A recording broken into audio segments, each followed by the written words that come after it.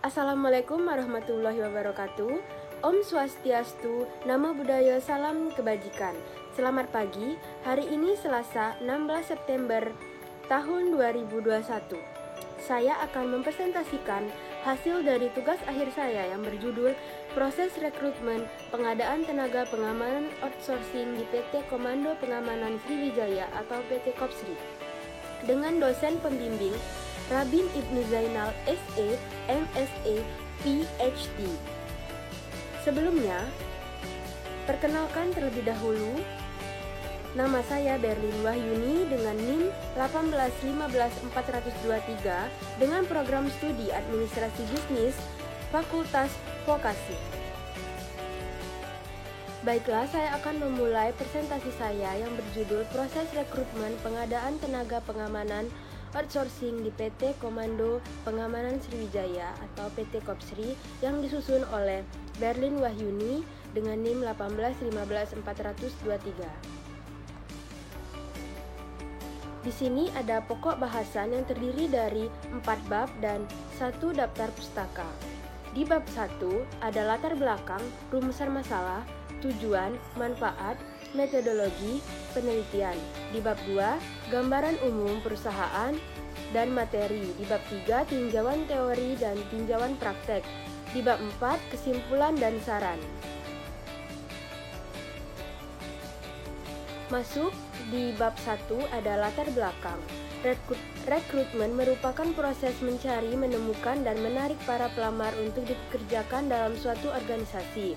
Maksud dari rekrutmen adalah untuk mendapatkan persediaan sebanyak mungkin calon-calon pelamar sehingga organisasi akan mempunyai kesempatan yang lebih besar untuk menemukan pilihan terhadap calon pegawai yang dianggap memenuhi standar kualifikasi organisasi.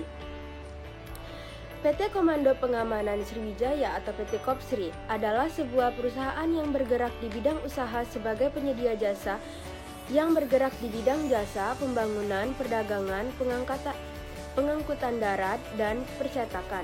Dengan jasa keamanan sebagai pilar utama, PT Kopsri memulai melebarkan bisnisnya untuk menjadi penyedia tenaga kerja terutama jasa keamanan. Dan rumusan masalah yang saya ambil, bagaimana proses rekrutmen yang dilakukan untuk mencari tenaga pengamanan outsourcing di PT Kopsri. Tujuan penelitian yang saya lakukan untuk mengetahui dan memahami proses rekrutmen tenaga pengamanan di PT Komando Pengamanan Sriwijaya atau PT Kopsri.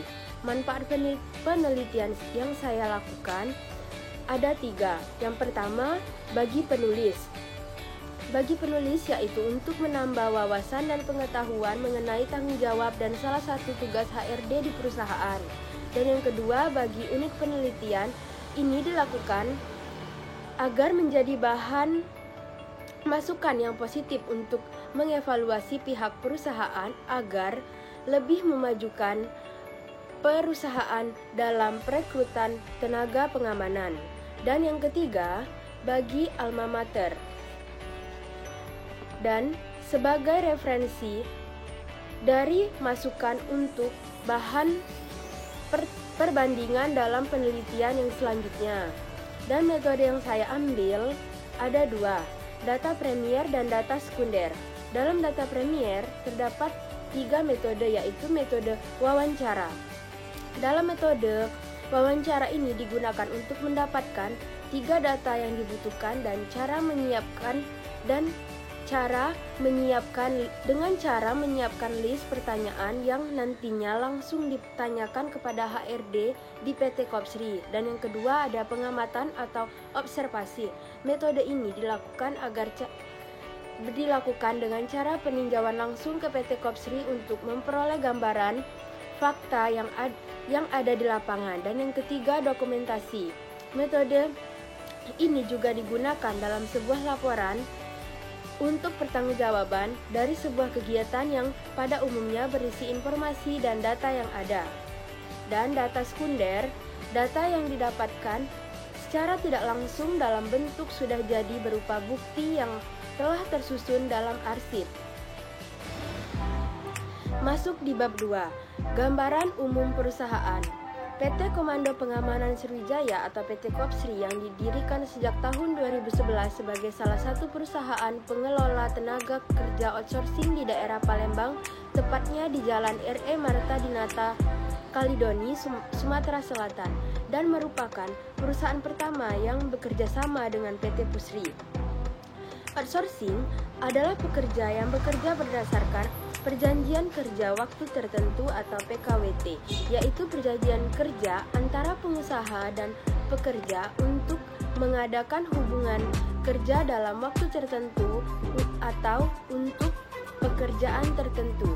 Saat ini, PT Kopsri melayani tenaga kerja outsourcing meliputi tenaga security, tenaga pengemudi, tenaga office boy, tenaga cleaning service, tenaga ahli di pabrik, tenaga administrasi, tenaga operator pabrik, tenaga helper, tenaga operator mesin.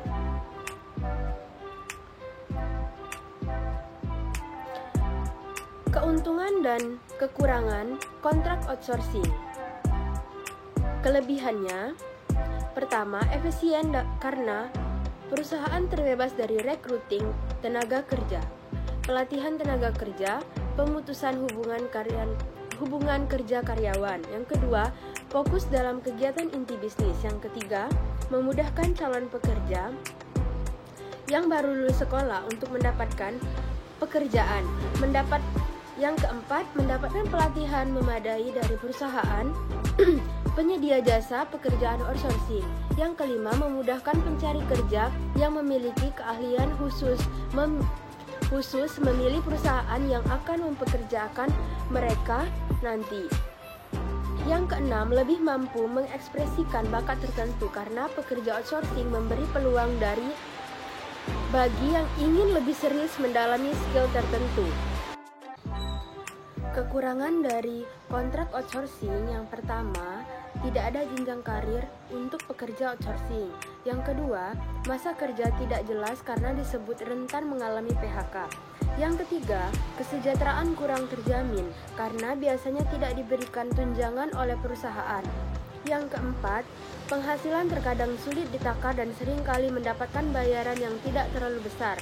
Yang kelima, kontrak kerja relatif. Masuk di bab 3, ada tinjauan praktek.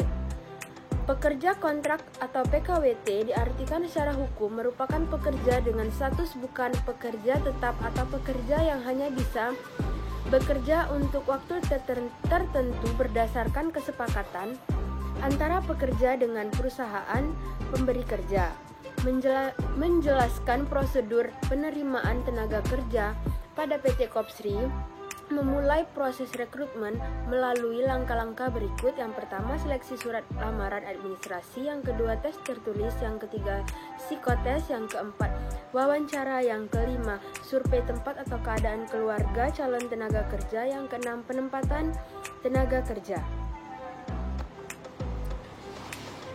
Dan ini bagian alur rekrutmen karyawan PT Kopsri Palembang tahun 2021. Ada pelamar, dan yang kedua administrasi dokumen lamaran, yang ketiga tes tertulis, yang keempat psikotes, yang kelima wawancara, yang keenam survei tempat atau keadaan keluarga calon tenaga kerja, yang terakhir penempatan tenaga kerja. Di sini ada rekapitulasi hasil tes calon TKNO Security. Bisa dilihat dari rankingan.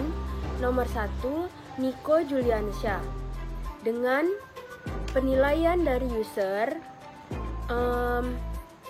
atau bisa dikatakan selaku pemakai tenaga security yang kita supply dengan nilai 96,6 dikali 50 dan mendapatkan hasil 48,3. Tes fisik 77,75 dikali 30% mendapatkan hasil 23,325.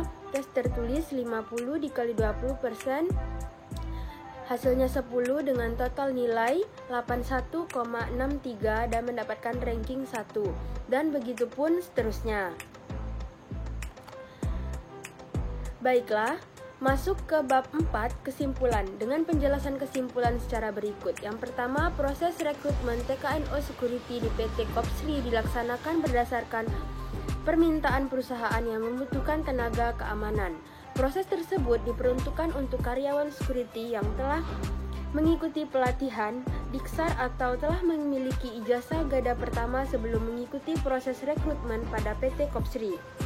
Yang kedua, PT Kopsri setelah melakukan proses rekrutmen dan mendapatkan calon tenaga kerja, maka akan dilakukan seleksi untuk mencari orang-orang yang memang berkompeten di bidang yang dibutuhkan dengan cara administrasi dokumen lamaran, tes tertulis, psikotes, wawancara, survei tempat atau keadaan keluarga calon tenaga kerja, dan yang terakhir penempatan tenaga kerja. Dan saran yang pertama, bagi akademis, penulis mengharapkan terhadap penelitian selanjutnya yang membahas tentang proses rekrutmen dan seleksi karyawan perusahaan dengan dikaji dari sudut pandang yang berbeda. Yang kedua, berdasarkan penelitian yang saya lakukan dengan metode wawancara terhadap staf SDM atau sumber daya manusia, sebaiknya diadakan proses tes kesehatan agar mendapatkan calon karyawan tenaga keamanan yang sehat jasmani dan rohani. Yang ketiga, solusi ketika menghadapi kendala-kendala yang terjadi pada saat melakukan kegiatan rekrutmen. Yang keempat, dalam menentukan proses rekrutmen dan seleksi karyawan, hendaknya dilakukan secara efektif sehingga dalam pencapaian dan target dapat tercapai sesuai dengan sasaran yang telah ditetapkan.